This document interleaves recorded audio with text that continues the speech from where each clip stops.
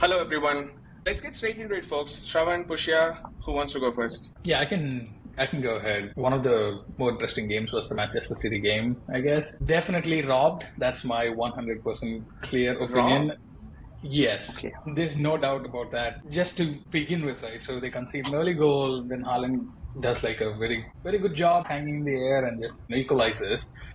Things go south again, and then they bring it back with Rico Lewis. Very good interplay between the whole team, and Bernardo Silva gives a beautiful pass, and Rico Lewis equalizes. Then suddenly, Chalobah actually steps on Rico Lewis, not the other way around. I do not even know why he got a yellow. He got sent off, and then that should have been a penalty for Manchester City so late in the game, and that would have been it. But for whatever reason, they didn't even go back to VAR to look at it, and yeah.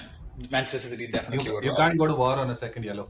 You can only go to VAR on a direct. It's not about that. It's about a foul that could have been a penalty. That's fine. Where was that call from VAR saying that, hey, this is a penalty? Go. Don't check it because it's a yellow card on a second offense. It overrides VAR. Because he gave the yellow before the VAR check happened, it won't actually go to VAR. If he had not given the yellow card, then it would have been a VAR check. Okay, that's ridiculously stupid.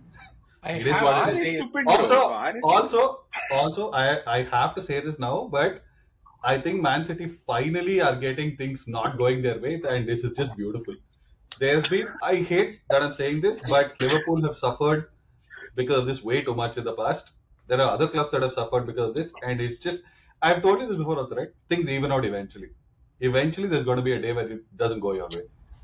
Yeah, we'll talk about that day whenever it evens out. We don't know when that is, but yeah, It only in that took game, 6 years. Yeah. in that game, Manchester City definitely were robbed. There's no doubt about that. Okay. And I do not know how there's not that much noise going around for this. Yep. I guess City fans are still down, and If there are any fans left, bro. Yeah. If there are any fans left. Yeah, for me. Have you? Yeah, sorry. No, go ahead, Shravan.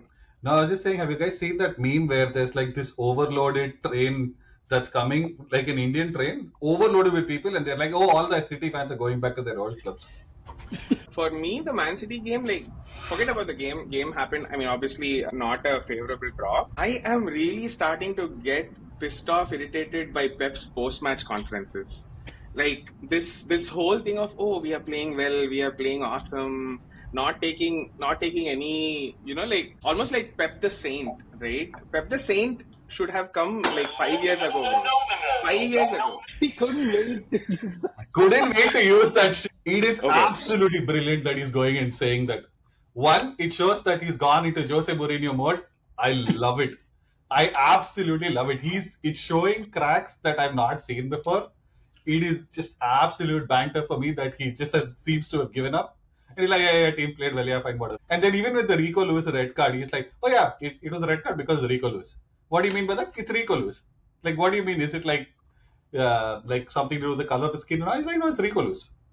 I'm like, okay. For me, so it was like Inzama Mulhag, remember? Boys played well. Boys played well. Okay, enough of Man City. Let's move on. What is the next game? Yeah, next game. The legendary Manchester United versus Nottingham Forest. I think we should at least give a 30-minute. Hey, can I go? Can I talk about this, please? Go ahead. 30 seconds, sir. I need 5 minutes. Go ahead. Take all you want. Oh, so number one, okay. Dude, it is got into a point where ludicrous Manchester United fans are giving me absolute shit ton excuses for what's happening in their club. Like a friend of mine just messaged me yesterday and he's like, dude, FA is against us. Like VAR is absolutely crap. Like the referees are terrible. And then he told me this. He's like, we just played on Wednesday and now we have to play on Saturday. I'm like, what sort of an excuse is that? Every team is doing that. He's like, no, we are tired. We shouldn't play over the weekend, it seems. I'm like, what is this rubbish? Either way, just like being very honest, I was extremely disappointed with what I saw from Ruben Amorim. Yeah, first half and all they played well, I agree. And we just didn't get out of second gear like today. But like I didn't see a single moment where they threatened us. They would come all the way up to RD and then pass the ball back. It almost was like he had instructed them not to. They cannot play outside of 3-4-3, dude. They don't have another option at all. There is no fluidity in that style of play. So I don't think this dude is going to do anything constructive this season. And I don't think they'll even get to Europe in any sort of shape or form. Players.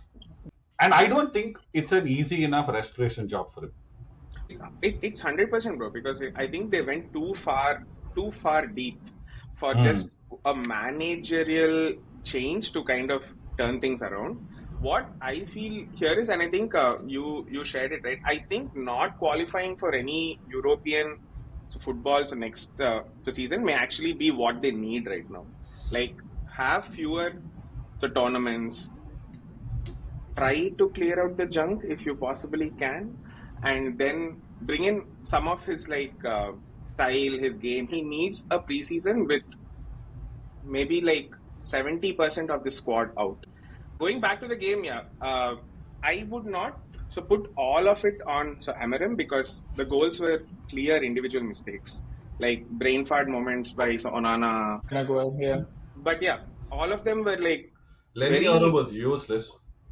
Yeah, again, I'm sure fans will say he just came back, he's a kid, you should not expect. But then he's wearing your jersey, guys. So yeah, I feel a lot of pains left for Man U fans to go through, which obviously makes me happy. But then, yeah, I think this is going to be a tough turnaround for Amarim. Yeah, I have more optimistic view. I think he needs to say they'll get relegated and they might win something in the championship. Hot take, come on, dude.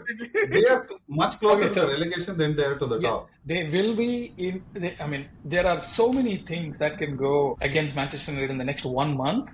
They will probably be in the dogfight of relegation. So in this game, let's say United game plus Nottingham Forest United. So this is my view. They were never going to win against Arsenal, that would be Erik ten Hag or Amarim, or even a better manager, to be honest.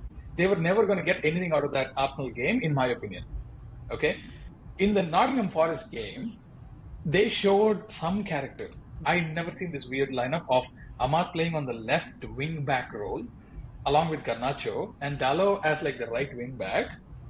It didn't work out one bit. Until Amad went to the right side of it, things actually started to click a little bit more. Garnacho can be mad all he wants, but he was not useful one bit throughout the game. It is future for him, but not in this particular setup. Bruno is so frustrating, though. He does so many things, and then the second goal where you can probably put most of the blame on Onana, but Bruno was the one who gave that ball away.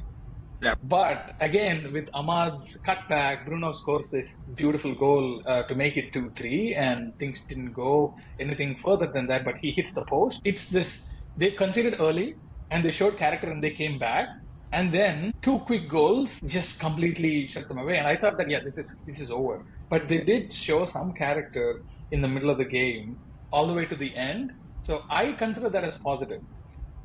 It's, for me, Manchester United is that easy games you should win, difficult games try not to lose.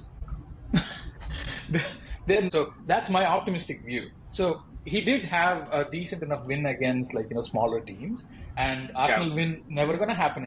And Nottingham Forest, they did show character for me. So I would say things would be better if the upcoming fixture list was a little bit more favorable. All the favorable fixtures were under Erik ten Hag, but I do not know. He might even survive January with the fixture list he's going through. I wouldn't be surprised if they were too much. Dude, they're saying that if they're in a relegation battle, they're not going to fight. I honestly don't think you can fire Amarim that quickly. It's going to literally take the Premier League managers a couple of game weeks to figure out how to combat a 3-4-3, and then we'll see what. Yeah. Okay. Cool. One more game. I think we just have time for one more game. I think we should talk about the hottest one that just wrapped up. Arsenal Fulham. I am not talking first because I have way too much rant to talk. So you guys say what you want. I'm pissed to no extent right now. I saw the second half, and I think. So for me, the take essentially is there is no plan B right now in the Arsenal attack. And what I mean by that is smaller teams are going to play the same way that Fulham did today against Arsenal. They are going to have the low block, and they are going to be defensively solid. And then Arsenal weren't able to cut through that. They tried with Saka, Martinelli, Odegaard. I don't think they were able to do so much. By the way, I would also give a lot of credit to Fulham as well. pretty solid defensively, and they were waiting for that counter-attack to pounce and try to be so dangerous. I would say this is an even result. So 1-1. I don't think Arsenal deserved 3 points out of this the way that they played. That's my take. This was also from a set piece corner stuff, isn't it? Yep. Oh yeah, of course. That's like 90%. No, This of course now you don't tell. It's fine. So I Corner completely FC, forgot about that. corner Thanks goal for FC, pointing bro. it out. Completely forgot that this I was. can't even say anything, man. Go for it, Last Sean. 2 games, But I they don't- scored all 3 from corners. Yeah. Okay, I agree with you when you say we don't seem to have a plan B. Okay. What I also agree with you is the fact that all the mid-table teams and probably, I think the relegation teams, we can kind of wade through them, but the mid-table teams, we are struggling because we have a one-dimensional attack. I'm not talking about set piece, I'm not talking about dead balls. The problem I'm saying right now is any bugger gets the ball, first thought is go and give it to that Saka. Star boy. Star boy and all is fine, but the problem is every team has figured this out. They put 2 people on. Yeah. You can't. He's not miracle man, dude. He's not going to get past 2 people every time he gets the ball. Yeah, I think It it started just seems- happening last season. Last season itself. Exactly. Last season also I was saying this. This Odegaard gets the ball, first thing he thinks is where is Saka? I'll go past him. And I So am basically what you're pissed saying with is this. I'm not saying Arteta out. I'm just saying like there has to be a better way to play. There has to be more central play, but also we can't play centrally because there is no brother there that can do anything in, near the goal. Yeah. We need to pack these guys and send them, put some white burqa on them and send them to Saudi, man. Who you want to This say? Trossard and this Gabriel Jesus. With 3 minutes left, that Gabriel Jesus is in midfield instead of being up front, man. Where they found this fellow? I also think one more thing to share here. Like the plan B for Arsenal is what PL teams do when things don't work well, the long balls. I don't see Arsenal playing a lot of long balls. And also, yes, I agree they don't play Who's that because there? Because there's no they don't have target, the yeah. personal. Yeah, they don't have the personal, which again goes back to Arsenal not playing a striker number 9. So it's all connected, guys. Look how beautifully we are breaking this down. But realistically, would you not blame Arteta for this though? Who else are you going I to would. blame? Yeah. I can't help it. The problem is just because we think we've scored a few goals from set pieces, this is our answer to everything. Someone take one defender. That's the plan B. Someone make a run. Something. And also talking about set piece FC, no, that you said. So as a statistic, No, Not me, bro. Not me. Corner How- goal how- FC. Social media, not okay, me. call bro. what? Social- So I have the statistic here. Okay, Arsenal.